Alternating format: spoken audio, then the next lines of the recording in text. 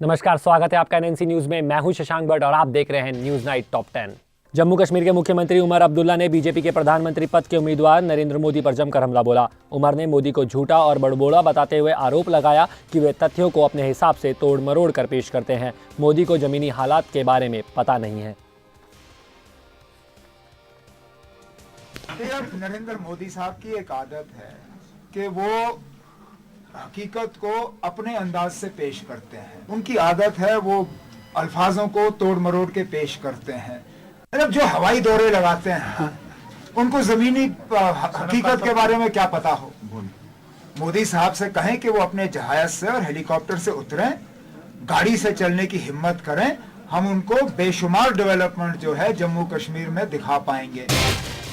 हाजीपुर में एक रैली को संबोधित करते हुए लोजपा सुप्रीमो रामविलास पासवान ने बीजेपी के पीएम पद के उम्मीदवार नरेंद्र मोदी की जमकर तारीफ की। पासवान ने मोदी में प्रधानमंत्री बनने की योग्यता और मोदी की देश का विकास कर सकते हैं। साथ ही साथ पासवान ने लोगों से बीजेपी के पक्ष में वोट करने की भी अपील की।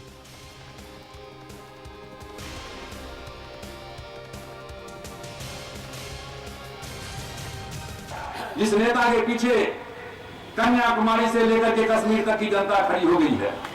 देश विदेश में सब खड़ा हो गया है। उस व्यक्ति का नाम है नरेंद्र मोदी नाम है। मुजफ्फरनगर दंगे को लेकर सुप्रीम कोर्ट के सपा सरकार पर सख्त रवैये पर प्रतिक्रिया देते हुए बीजेपी के प्रदेश अध्यक्ष लक्ष्मीकांत वाजपेयी ने सपा सरकार को बर्खास्त करने की मांग की।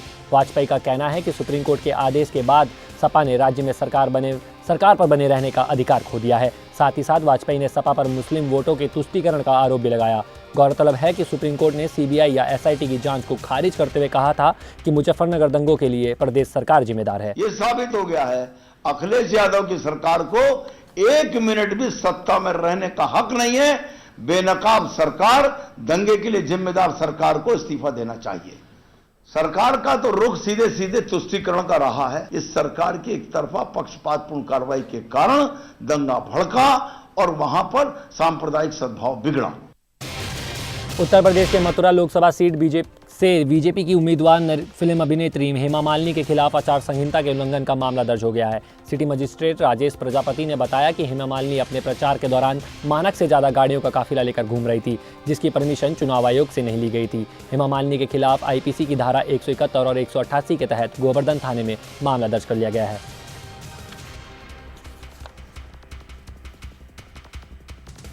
तो चूंकि आदर्श आचार संहिता का उल्लंघन पाते हुए थाना गोवर्धन में हमारे उड़न दस्ता टीम के प्रभारी संतोष कुमार के द्वारा एफआईआर दर्ज कराई गई है और धारा 188 का उल्लंघन है और 171 का उल्लंघन के तहत मुकदमा पंजीकृत कराया गया है।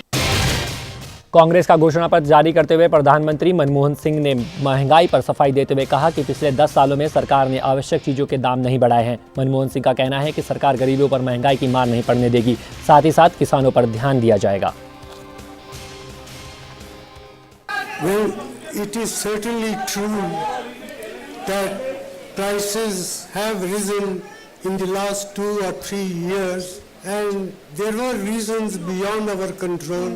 We took a deliberate decision to reward our farmers with remunerative prices and that it had the consequence that the consumers of course were required to pay higher prices.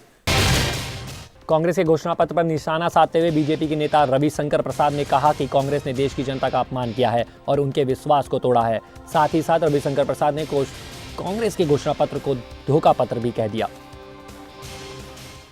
मतलब आपने प्रॉमिस किया कि एक एक घर में हम दिया जलाएंगे। आज शहर में अंधेरा है आपके कारण और आज ये वादा किया है कि पूरे हिंदुस्तान को रोशनी कर देंगे। ये कांग्रेस का घोषणा पत्र नहीं है, ये धोखा पत्र है। बीजेपी गर्ल बनने की चाहत जब पूरी नहीं हुई तो आइटम गर्ल राखी सावंत ने निर्दलीय मैदान में उतरने का फैसला कर लिया है। आपको बता दें कि राखी सावंत मुंबई की उत्तर पश्चिम लोकसभा सीट से निर्दलीय कैंडिडेट के रूप में चुनाव लड़ेंगी। गौरतलब है कि इस सीट पर समाजवादी पार्टी के नेता अभिनेता कमाल खान को टिकट दिया गया है। ऐसे में इस बार मुंबई की उत्तर पश्चिमी लोकसभा सीट पर काफी दिलचस्प मुकाबला देखने को मिलेगा। मैं इस साल लोकसभा चुनाव लड़ रही हूँ। मेरी कॉन्स्टिट्यूंसी है नॉर्थ वेस्ट और मैं यहाँ से खड़ी हो रही हूँ। आप सही बात कर रहे हो कि मुझे टिकट मिल रहा था बीजेपी से। पार्टी के घोषणा पत्र जारी करते हुए कांग्रेस के उपाध्यक्ष राहुल गांधी ने बीजेपी पर जमकर हमला बोला। राहुल गांधी ने कहा कि 2004 के चुनाव में इंडिया शाइनिंग की तरह 2014 में भी बीजेपी का वही हाल होगा। तो वहीं राहुल गांधी ने आगाह करते हुए कहा कि नरेंद्र मोदी से उनकी कोई व्यक्तिगत दुश्मनी नहीं है, लेकिन मोदी की विचारधारा भारत की विचारधारा के खिलाफ है। कांग्रेस किसी भी कीमत पर मोदी को प्रधानमंत्री बनने नहीं देगी। BJP has the ability to carry out campaigns like India Shining. I'm pretty confident that just like the balloon of India Shining exploded, this balloon too will explode. Bharat Pak सीमा के पास अमृतसर के राजाताल सीमावर्ती इलाके में बीएसएफ के जवानों ने 7 किलो हीरोइन के साथ एक पिस्टल और 5 जिंदा कारतूस बरामद किए। बीएसएफ के डीआईजी एमएफ फारूकी ने बताया कि बुधवार रात में पाकिस्तानी तस्करों में सीमा रेखा के पास संदिग्ध हालत में देखा गया। जब बीएसएफ के जवान उनके पास पहुंचे तो तस्करों ने फायरिंग शुरू कर दी। जवाबी फायरिंग में तस्कर हीरोइन छोड़कर भाग गए।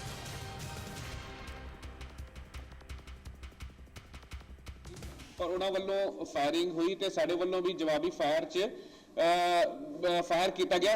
ਉਹ ਬੰਦੇ ਹਨੇਰੇ ਦਾ ਫਾਇਦਾ ਉਠਾ ਕਰਕੇ ਫਰਾਰ ਹੋਣ 'ਚ ਕਾਮਯਾਬ ਹੋ ਗਏ ਨੇ।